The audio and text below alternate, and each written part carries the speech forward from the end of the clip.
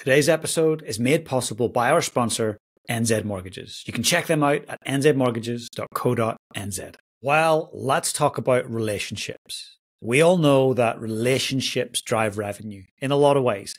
All of our businesses are people businesses, I imagine. You need people to buy from you, to work with you, to be clients, and to work alongside you. That's generally how most businesses work. So I've done a bit of research around when we have a team, an organization, and we've got multiple people, so 2 or more people working in a team. There's relationships, and often performance rankings, like who's the top performer in my team, who's the high performer, all those rankings are based on certain elements. And many would say that people's ability to build relationships, nurture relationships, directly impacts where they rank on a leader's performance ranking. So recently, I wanted to share this with you because recently I've did a bit of digging, and thanks to Joseph Folkman, he did an amazing Forbes contributory piece. It was a really great piece around relationship building. And I would say the takeaway from this is relationship is not the silver bullet. And he took data from 12,299 individuals and explored the link between relationship building and performance rankings. And the managers evaluated every individual on 59 behaviors and then related the level of productivity and effort to then give a performance ranking. Now, the outcomes were quite staggering. And I know in working with teams, whether it's the army, whether it's corporate, whether it's commercial real estate, whether it's a small startup, often it's all about relationship building, networking, building within a team, having team culture built through relationships. That's a very, very high priority, often within the top 3. Where does it sit for you? So either you're leading people or you're being led, or both. But where does that sit for you? How important do you think relationship building is in connection with a performance ranking? So you've got 100 team members, 1 to 100. The top 10, the top 20, how vital do you think relationship building is in connecting that with their performance rankings and outputs? Well, the results were quite astonishing. And what we found here is there were 7 other capabilities, according to Folkman, and 7 other capabilities that had greater influence on performance rankings. I'm going to share 5 of those with you, right? These are 5 things that are absolutely critical if you want to be ranked higher and actually perform better against all of these assessments that were done across a massive amount of people. 12,000 plus people ranked over 50 plus behaviors. Very significant. These other things rose to top of the pops above relationship building as a key skill. Now, we're not saying here don't build relationships. Relationships are core to what we do. In fact, the quality of your relationships in life and business often dictates the quality of your life itself. Your experience, your perception of life is often a reflection of the quality and depth of your relationships. But let's chat about it here. We're going to go from 5 down to 1 being the top of the pops. So number 5, a person who takes initiative. That was number 5, way ahead of relationship building. That was a very important indicator of performance ranking. Someone who takes initiative. We all love being around people who just get going. Self-starters. If we want a high-performing team, we've got to have people who can take initiative, who can get going, take big moves, take swings, and not need to always come and ask questions. Of course, when you're starting out in a new team, you're going to ask lots of questions. But very quickly, we want to be building autonomy. So if you're leading others, how autonomous are they? Number 4, a person who displays high integrity and honesty. Now, that's so crucial because people who do display those things, of course, that's going to impact how they perform. And it's certainly going to really impact the perception of a leader who's looking at them going, where would I rank them? Someone who's got high integrity. They say they're going to do the thing. They follow through and do the thing. Oh my goodness, that's awesome. That's a really good indicator that they're a high performer, without a doubt. Number 3, a person who inspires and motivates others to be high performers. That's huge.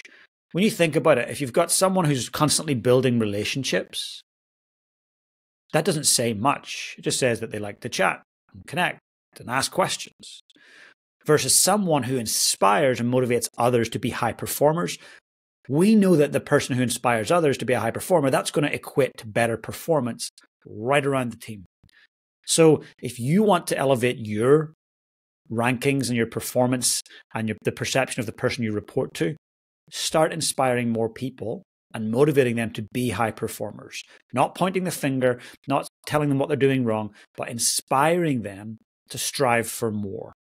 It comes down to tonality. It comes down to tempo, intonation.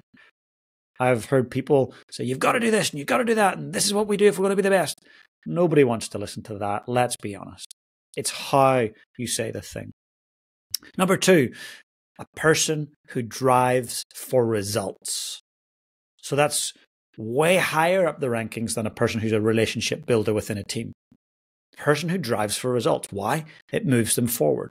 They kick the can down the road. They don't sit and look at the can and go, what's that? What should I do with it? Let's move. The results driven. And the proof is always in the pudding. So I want you to think about, are you focused on results? Or are you constantly just chatting and having conversations? And you're that person that always does the coffee and never gets to the clothesline. And where does it sit? Now, I know you want to know, what is number 1? Well, I'm going to tell you, but for now, please take a moment. If you're on Apple or Spotify, hit subscribe, hit that button where you can come back and follow the show. That's how I can continue to grow the show and reach more people like you. That's what the show is all about. So please take a moment to do that. If you're on YouTube, hit the subscribe button. That would be massive. I'd really appreciate it. Now, number 1, what is it? In your mind, can you think what it might be?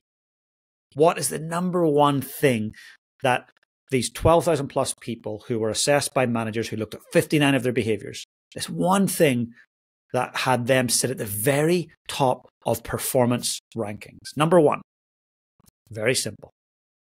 The person's ability to establish stretch goals. You heard it here first. The person's ability to establish stretch goals.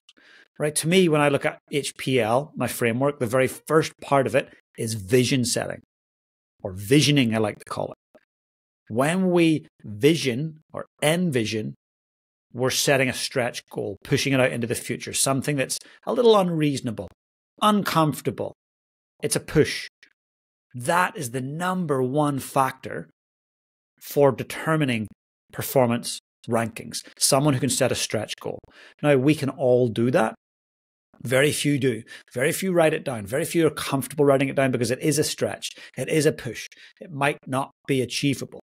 That's the whole idea. Jim Collins wrote Good to Great. You may have read it. If you haven't, please put it on your list. Jim Collins wrote Good to Great. And in there, he talked about the BHAG. He was the guy who termed it the big, hairy, audacious goal. That's a stretch goal. It's uncomfortable. It should be outside your comfort zone. I don't like to call it big, hairy, and audacious because I'm not sure everyone is really connected with hairy and big. But what I like to call it is a Mount Everest. Your Everest. What's your Everest? It should be a stretch. It should be a push. You might not get there. If you try really hard, you still might not get there. But if you do, man, oh man, it'll be phenomenal. And of course, your performance rankings, your outcomes, your sales, etc., will reflect that. So I really hope that this has sat with you or got you to think a little bit about your performance and your team, and think to yourself, out of those 5, what am I doing? I'm going to read them now, 1 to 5. A person's ability to establish stretch goals, a person who drives for results, a person who inspires and motivates others to high performance, a person who displays high integrity and honesty, and 5th, a person who takes initiative. All of those ranked above a person who simply builds relationships. So still build your relationships, but do these other things. Prioritize them. Keep them top of the pops. If you want to drop me a line, in Spotify and Apple, you can go into the show notes and there's a little link. It says, send me a text message. Please send that. I love hearing from you, what you like, what you don't like, what you want more of. And I'll be sure to read some of them out on the show. So please do that. And if you don't want to do that, flick me a message, please, on LinkedIn. Connect with me over there. I'd love to hear from you. But for now, please get out there and lead your life on purpose. Today's episode is made possible by our sponsor, NZ Mortgages. You can check them out at nzmortgages.co.nz.